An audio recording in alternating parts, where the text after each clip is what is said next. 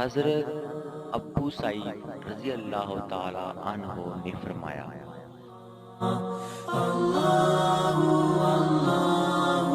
کہ رسول اکرم صلی اللہ علیہ وآلہ وسلم کا ارشاد مبارک ہے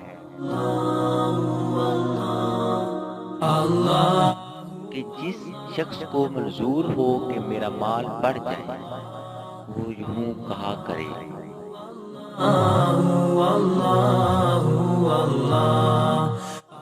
بسم اللہ الرحمن الرحیم، اللہم صلی علی محمد عبدک و رسولک وصلی علی المؤمنین والمؤمنات والمسلمین والمسلمات